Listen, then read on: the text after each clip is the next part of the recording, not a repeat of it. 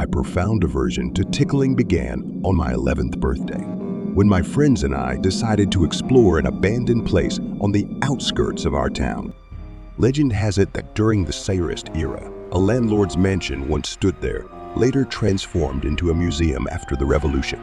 However, during the war, the museum suffered near total destruction. As the Germans retreated, they plundered everything portable and set fire to the rest. Post-war efforts saw the museum's restoration, yet inexplicably, it was subsequently closed. Why, you ask? It's believed the Baron who lived there descended into madness, obsessed with the occult and resembling a character from Lovecraftian tales. He amassed antiquities, manuscripts, statuettes, and stones.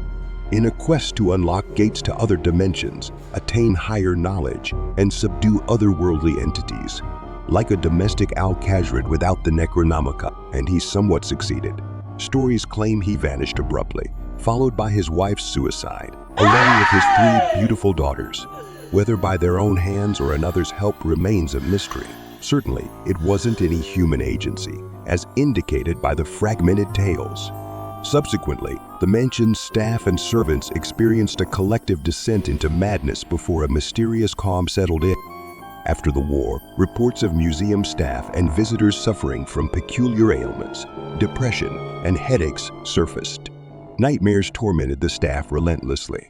It even led to someone being confined at Kashchenko Psychiatric Hospital. Thus, the place ceased being a museum, becoming renowned for its malevolent aura.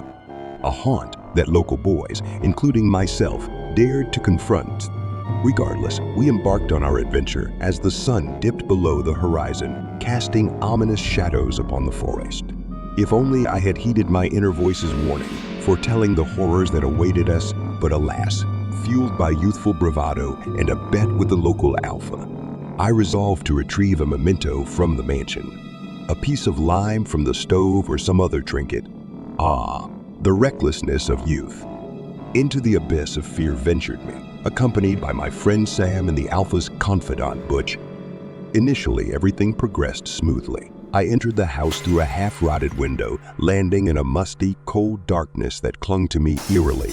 The decaying floorboards groaned ominously beneath my weight as I fought to suppress waves of horror. Misfortune struck as I stepped onto a completely rotten plank, plummeting into the cellar with a harrowing crash. My torch was lost, but at least I emerged unscathed, though my posterior and back ached intensely, and the fall had left me gaspeless with effort. I rose to my feet. "Is Joe alive?" echoed from above. To their credit, my friends hurried to my aid, albeit unable to locate me. "I'm alive," I called out. "Help me. Where are you?" "Right here, under your noses." "Hold on, we'll get you out." Then a tide of terror washed over me, an indescribable sensation. It was akin to drowning, accepting the inevitable with no escape, or a hare realizing its dire predicament in a wolf's jaws. A moment when fangs pierce flesh, pain surges, and blood flows. It transcended mere horror, growing heavier matter and more desperate. An innate primal terror etched in the ancestral memory of our cave-dwelling forebears, who clung to dim firelight, huddled against the encroaching darkness of the ancient night. It's an unexplainable, unfathomable, unrelenting dread, or sensed an unwelcome presence, something sinister gliding towards me in the darkness, accompanied by a noxious, labored breath. But was it even breathing? Did it possess the capacity to do so? A chilling touch grazed my exposed skin, accompanied by an icy stench on the nape of my neck. Goosebumps rippled along my flesh. Yet it wasn't them alone. It felt like countless tiny spider legs, an ever-increasing multitude, tickling me, entwining and enveloping me, rendering me mute and paralyzed. Abruptly, a flashlight's beam pierced the darkness, blinding me momentarily. "Get out, Joe," Sam's voice commanded as the light bore down on me. Released from the entity's grip, I sprinted toward the light. "Guys," I cried out desperately. "Help!" Butch let out a shrill scream, and panic gripped us all. "Do not abandon me," I pleaded, my voice trembling with fear. I leaped onto a pile of debris, lost my balance, flailed my arms in terror, and collapsed. In my peripheral vision, I glimpsed something nightmarish hovering above me. an indefinable, broken, and malevolent presence. It defied reality, an aberration that should not exist in our world.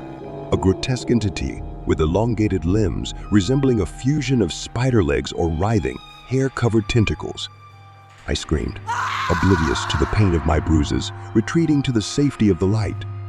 "Guys," I screamed, reaching out to my friends. "Grab on, you fool!" Sam yelled. Sam's red t-shirt flickered in the trembling torchlight. I clung to it with a death grip as they lifted me upward. Something like a coarse, thorny rope constricted around my right leg, sending frigid shivers through my trousers. It felt foreign, otherworldly, exuding an atmosphere of dread and animosity toward humanity. I screamed again wildly, straining my voice as I kicked and struggled, my leg threatened with dislocation. Even Sam's t-shirt began to fray and unravel ominously. "I don't want this. Mom. My mind reverberated with cries, whether mine or the entities, I could no longer discern. My friend's hands clawed at my forearms and shoulders. In a desperate frenzy, our screams merged into one, pulling me down onto the floorboards. Wordlessly, we fled, our feet barely grazing the wooden planks, until we reached the sanctuary of solid ground at the playground outside our homes. Grandma and Grandpa administered valerian instead of tea, alarmed by our shaken state. We stuttered and mumbled about the menacing house and the monstrous entity within. They say that ghosts are bound to specific locations, unable to escape. But what if it wasn't a ghost at all? What if it was a malevolent being summoned from otherworldly realms by the Mad Baron's obsessions? Regardless, my birthday celebration was unforgettable, forever marked by that harrowing night. Since then, I harbored an intense loathing for tickling, haunted by an irrational fear of the dark. Every time I switched off the lights at night, a familiar terror akin to the one I experienced in the abandoned manor house enveloped me. Sometimes I couldn't help but wonder, the entity from the forsaken mansion, could it still be out there, lurking, waiting to drag me into the ever-hungry darkness someday? The end. Thank you for listening to the end of my story. I hope you enjoyed it. You can always write your opinion in the comments. See you guys later.